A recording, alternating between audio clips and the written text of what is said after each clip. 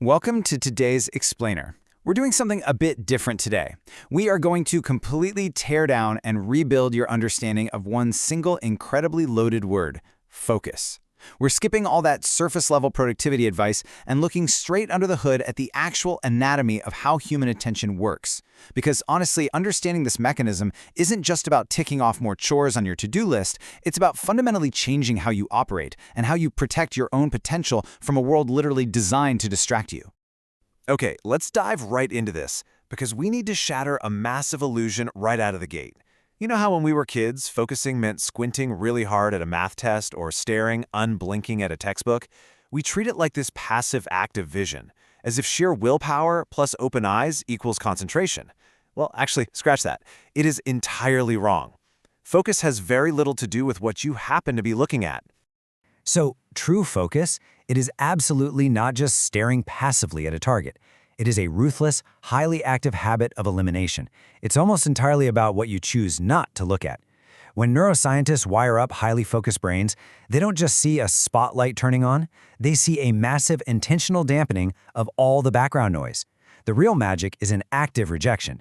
It's the disciplined ability to say no 1,000 times just so you can say a meaningful yes once. And man, this brings us to a wildly fascinating concept, something called the trap of good. Look, ignoring obviously bad habits, that's actually the easy part of the equation. Say you have a massive presentation to write, turning down an offer to go stand in the freezing rain, super easy. We instinctively dodge terrible, unpleasant wastes of time. The real danger to your focus is way more insidious than that. It dresses up nicely. Saying no to the obvious distractions is simple enough, but what about saying no to a really interesting side project, or a fun dinner with your coworkers, or a perfectly decent, solid secondary idea? That is ridiculously hard. The ultimate test of your focus isn't rejecting the bad, it's having the absolute ironclad discipline to refuse perfectly good opportunities. You literally have to turn down a solid B+ idea just to keep the bandwidth alive for that elusive A+. You have to reject the good to ever achieve the great. So why is this biological wiring so absolutely crucial to understand right now? Well, because we are living in a world completely defined by overwhelming noise. Every single day, there is a silent, invisible war being waged all around you. Consider this, and it's a crazy statistic. The average person processes about 74 gigabytes of information a day. That is the equivalent of watching 16 movies. Tech companies engineer their algorithms to specifically hijack a piece of that bandwidth. And they're all fighting for the exact same ultimate prize, your mind. Now, what's really interesting about this concept is how it reframes your brain. Think of your attention as your absolute most valuable currency in this modern era. It is your primary financial asset, and it functions exactly like a highly targeted bank account. You only get a finite amount of cognitive currency in that vault when you wake up. Your brain literally burns through physical resources like glucose and oxygen every single time you make a decision or shift your attention. It's a real depleting resource. And just like a financial bank account, you are hit with daily withdrawals. Every single pinging notification, every trivial water cooler chat you get dragged into, every random video you accidentally spend 20 minutes scrolling through. You know the ones. These aren't just harmless little breaks. No, they are unauthorized withdrawals from your strictly finite account of time and energy. Each one takes a tiny slice of your cognitive budget, leaving less and less for the actual work that matters. If you don't aggressively manage those unauthorized withdrawals, you hit zero, bankrupt. Your daily attention is 100% finite. Once your energy is totally drained by the noise and the endless context switching, your capacity for deep work for that day is mathematically zero.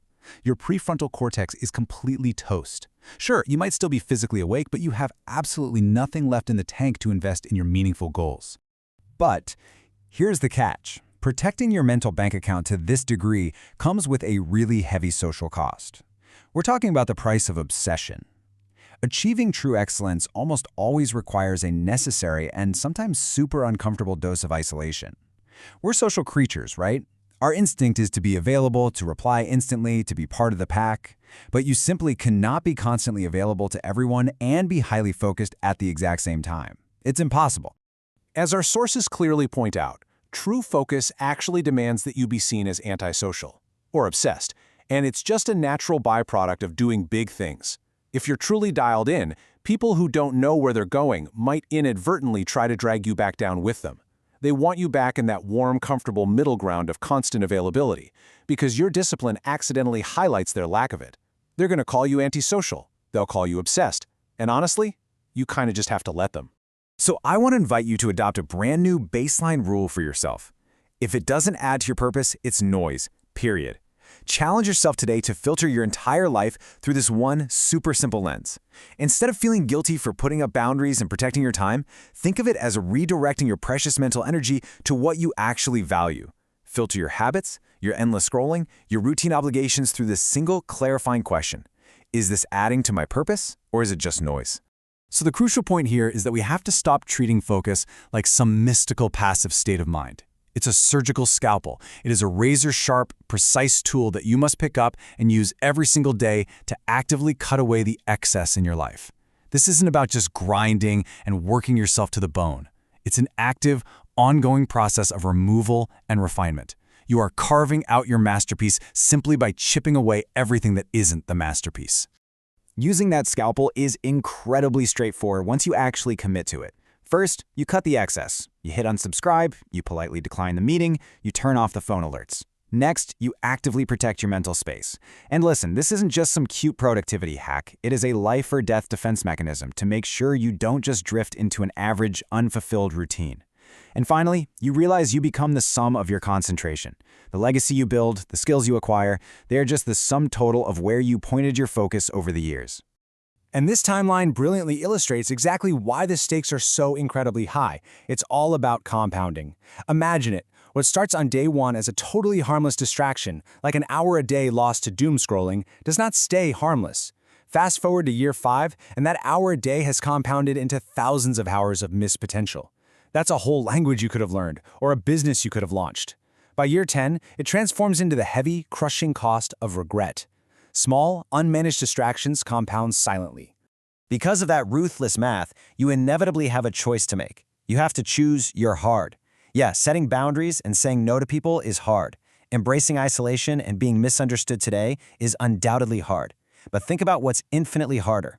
Waking up 10 years from now realizing you are merely a background extra in your own life story, all because you gave your attention to everyone else's priorities. Embracing the discomfort of discipline today completely saves you from the ache of regret tomorrow. Let's turn all this theory into action you can take right now, the minute this explainer ends. Close the mental and digital tabs that are eating up your background processing power. Turn off the artificial noise, the constant notifications, and endless feeds. Pick your primary target for the day, and then, for a set period of time, beautifully and unapologetically ignore the rest of the world. Guard your mind fiercely, guys, because I promise you, no one else is going to do it for you.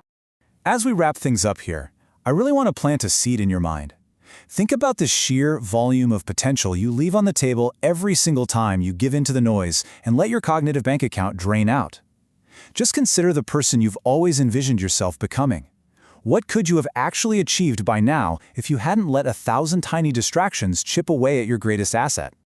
The ultimate directive from our source material is remarkably simple. Focus on what matters, because everything else is just distraction. So as you close out this explainer and head back into a world engineered to steal your attention, I want to leave you with one final lingering question. Who would you have become by now, and who will you become tomorrow if you finally decide to go all the way?